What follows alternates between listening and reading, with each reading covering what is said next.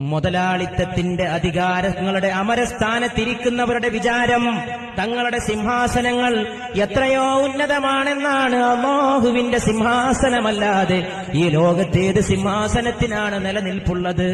ഈ പാഠം നിങ്ങൾ പഠിച്ചോ? പാവം മനുഷ്യരെ മാനം കെടുത്തുന്നവരാരോ അവരൊക്കെ മാനം കെടേണ്ടവരാണ്.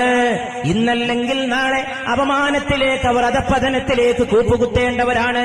മാനം മര്യാദക്ക് ജീവിക്കുന്ന രാജ്യങ്ങളെ ചെന്ന് തകർക്കുകയും ആ രാജ്യങ്ങളുടെ ഭരണാധികാരിയെ മാനം കെടുത്തുകയും അവിടുത്തെ പാവപ്പെട്ടവന്റെ നെഞ്ചത്ത് കയറി അവന്റെ മുഖത്ത് തുപ്പുകയും ചെയ്യുന്ന ഏകാധിപതി ഇന്നല്ലെങ്കിൽ നാളെ പാഠം പഠിക്കേണ്ടതാണ്.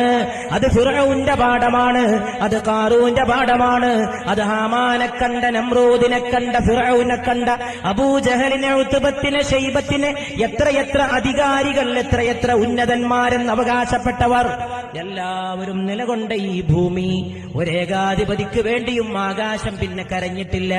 പക്ഷേ പഠിക്കേണ്ട പാഠം എല്ലാവർക്കും പഠിക്കാനൊരവസരമാണ്. സദ്ദാമിനോട് ചെയ്തതൊരു മനുഷ്യനോടും ചെയ്യാൻ പാടില്ലാത്ത കടുത്ത മഹാപാതകം. പക്ഷേ നിസ്സഹായനായിട്ടൊരു മനുഷ്യൻ ഇരിക്കുന്ന രംഗമൊന്ന് ആലോചിച്ചു നോക്കൂ.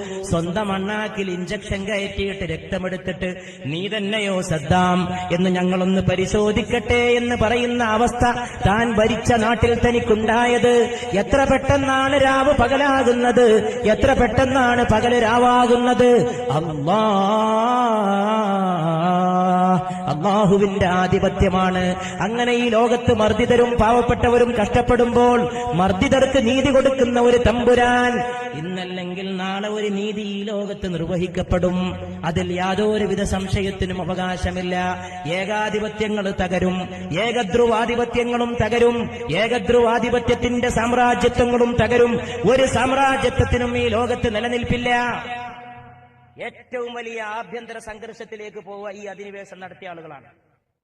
അവരുടെ സംഘർഷത്തിന്റെ ദിനങ്ങളാണ്. എന്തുകൊണ്ടെന്നാൽ അവർ മാനം മര്യാദക്ക് ജീവിക്കുന്നവന്റെ നെഞ്ചത്ത് ചവിട്ടിയവരാണ്. മനുഷ്യനെ അപമാനിച്ചവരൊന്നും ഈ ലോകത്ത് വിജയം കണ്ടിട്ടില്ല. എന്തുകൊണ്ടെന്നാൽ മനുഷ്യനെ അല്ലാഹു ബഹുമാനിച്ചതാണ്. ലഖദ് കറംനാ ബനീ ആദം, മനുഷ്യ സന്തതികളെ നാം ബഹുമാനിച്ചിരിക്കുന്നു.